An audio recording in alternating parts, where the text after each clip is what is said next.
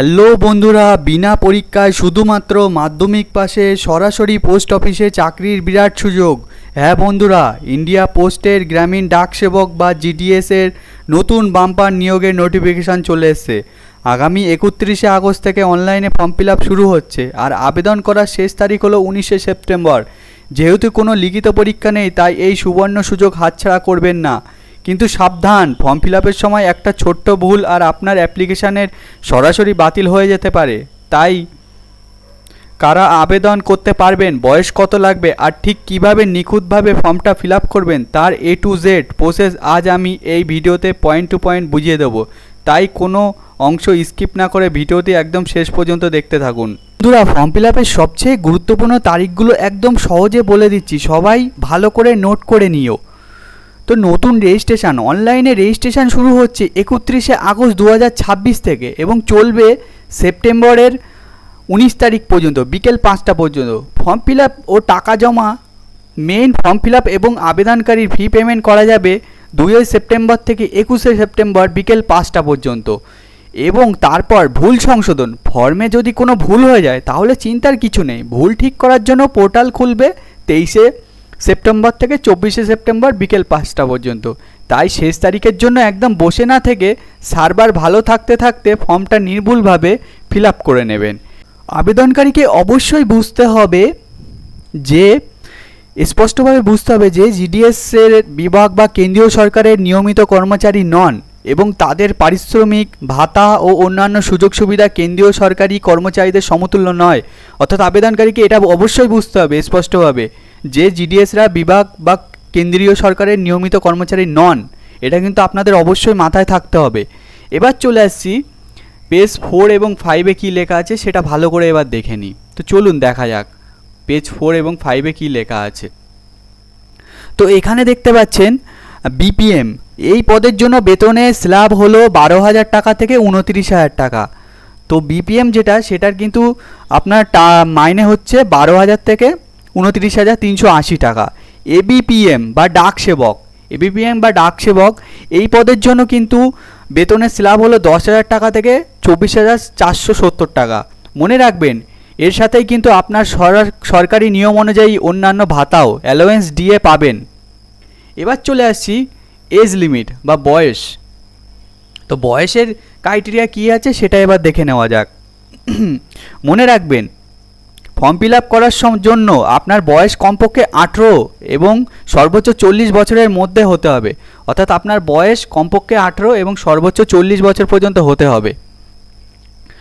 আপনার বয়সের হিসাবটা করা হবে আবেদন জমা দেওয়ার একদম শেষ তারিখ অনুযায়ী। অবশ্যই SC ST OBC প্রার্থীদের সরকারি নিয়ম অনুযায়ী বয়সের ছাড় পাবেন। তো SC ST OBCদের জন্য আপনার যদি SC ক্যাটাগরি হয়ে থাকেন তাহলে 5 বছরের ছাড় পাচ্ছেন, যারা OBC ক্যাটাগরির থাকছেন তারা 3 বছরের ছাড় পাচ্ছেন, যারা EWS আছে তারা কোনো রকম নো রিল্যাক্সেশন মানে কোনো রকম বয়সের ছাড় পাবেন না, যারা PWBD আছেন তারা 10 বছরের ছাড় পাবেন।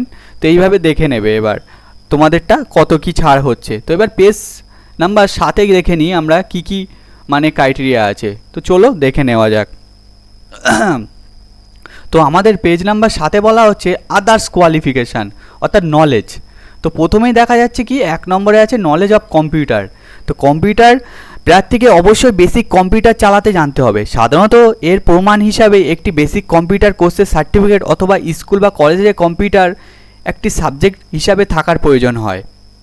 এবার দ্বিতীয় নাম্বার পয়েন্টটা দেখা যাচ্ছে নলেজ অফ সাইকেলিং।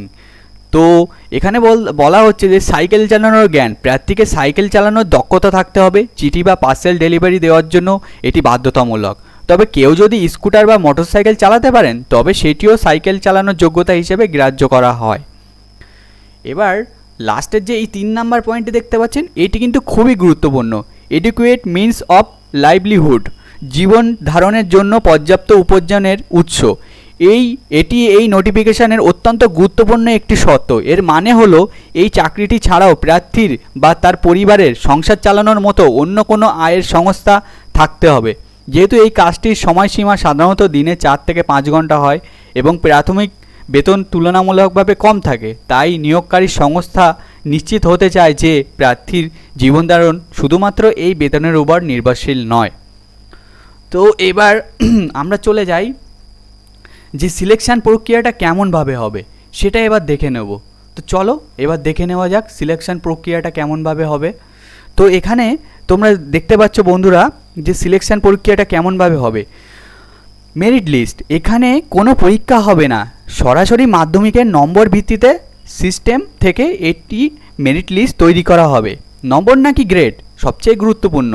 আপনার মার্কশিটে যদি নম্বর এবং গ্রেড দুটোই দেওয়া থাকে তবে ফর্ম ফিল আপের সময় অবশ্যই শুধুমাত্র নম্বরটি বসাবেন। ভুল করে গ্রেড বসালে কিন্তু ফর্ম বাতিল হয়ে যাবে। যাদের শুধু গ্রেড আছে আর যাদের মার্কশিটে কোনো নাম্বার নেই শুধু গ্রেড আছে তার ফর্মের গ্রেড বসাবেন।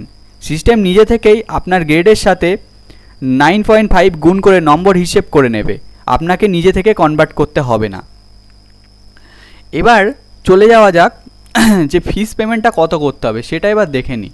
তো চলো, তো তার আগে বলে দিচ্ছি বন্ধুরা, আমি অনেক কষ্ট করে আপনাদের জন্য ভিডিও বানাই, অনেক গুরুত্বপূর্ণ তথ্য এনে থাকি। এছাড়াও এই যে ফর্ম ফিল আপটি শুরু হবে, এই ফর্ম ফিল আপের সম্পূর্ণ ভিডিও আমি কিন্তু আমার চ্যানেলে নিয়ে আসবো। ফর্ম ফিল আপ কিন্তু খুব তাড়াতাড়ি স্টার্ট হয়ে যাচ্ছে, আমি বলে দিলাম কত তারিখে স্টার্ট শুরু হয়ে যাচ্ছে।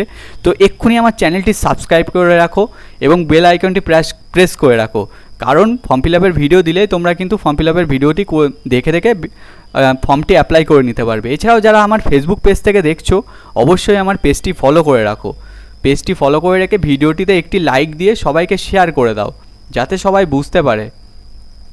তো চলো এবার দেখে নেওয়া যাক আমাদের ফিস পেমেন্টটা কত দিতে হবে সেটা এবার দেখে নিই। তো পেমেন্ট অফ ফি, এখানে বলা হচ্ছে আবেদন ফি। ফর্ম ফিল আপটি করার জন্য সাধারণ প্রার্থীদের যেমন জেনারেল এবং ওবিসি ছেলেদের 100 টাকা জমা দিতে হবে। অর্থাৎ ফর্ম ফিল আপ করার জন্য জেনারেল এবং ওবিসিদের কিন্তু 100 টাকা জমা দিতে হবে ছেলেদের। কাদের ফি লাগবে না, কাদের ফি লাগবে না তাহলে এবার বলে দিই কাদের ফি লাগবে না। আপনি যদি মহিলা হন অথবা SC ST বা শারীরিক প্রতিবন্ধী হন তাহলে আপনার কোনো টাকা লাগবে না, আপনার জন্য এই আবেদনটি সম্পূর্ণ ফ্রি। তাহলে বুঝতে পেরেছেন, এখানে আপনার কিন্তু আপনি যদি জেনারেল ক্যাটাগরির হন এবং ওবিসি ক্যাটাগরির ছেলে হন তাহলে 100 টাকা লাগছে ফর্ম ফিল আপ করতে। আর আপনি যদি মহিলা হন বা SC ST ক্যাটাগরির মধ্যে বা PWBDর মধ্যে হন তাহলে কিন্তু আপনার 1 টাকাও দিতে হবে না এই ফর্ম ফিল আপ করতে। তো এই ছিল আজকের ভিডিও, আমি ভিডিওতে পুরো পরিষ্কারভাবে বুঝিয়ে দিলাম এবং আপনাদের বলবো এই সুযোগটি আপনারা হারাবেন না। এটা একমাত্র একটা লক্ষ্য যেটা আপনার কোনো পরীক্ষা ছাড়াই আপনি কিন্তু সরাসরি চাকরি পেয়ে যাচ্ছেন, যেটা আবার পোস্ট অফিসে।